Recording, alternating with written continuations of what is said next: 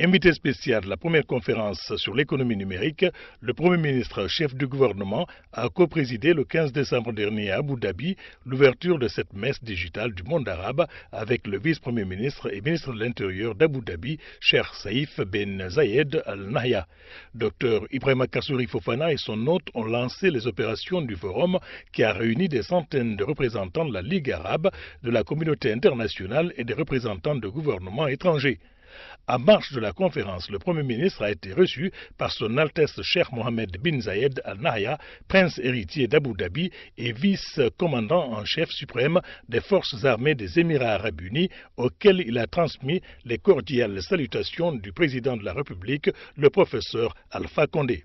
Il a également eu de fructueuses rencontres avec de hautes personnalités et des responsables d'institutions gouvernementales émiraties impliqués dans de projets de développement en Guinée. Au plan des contacts, nous avons eu des réunions très fructueuses avec le prince héritier et son engagement pour la Guinée. Il l'a montré, son engagement à diversifier et consolider le programme de coopération est absolument sans limite. Je suis très satisfait pour cela. Et si satisfait dans un avenir immédiat que les directives aient été données au fonds d'Abu Dhabi pour qu'il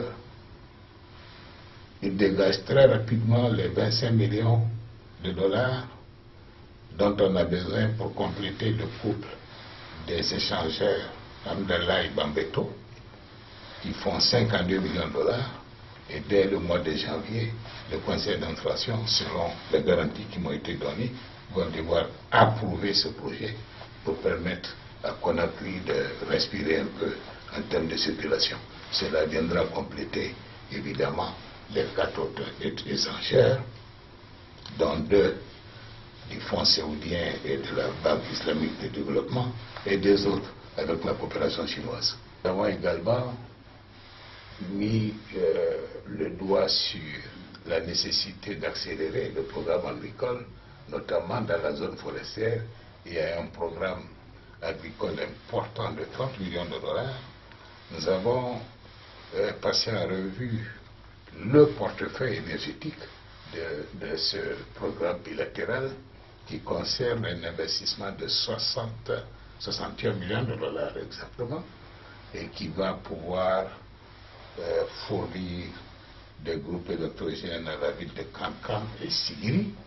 Et au-delà de ça, l'appui à EDG sur d'autres fronts. Nous avons également évoqué le sujet lié à une demande présidentielle qui concerne la fourniture de boulangerie pour impulser l'entrepreneuriat de la jeunesse. Et là, 10 boulangeries sont à route, dont 5 sont finies, 5 sont en fabrication. Nous avons parlé aussi de tout ce qui peut être fait dans le domaine du solaire, etc., etc.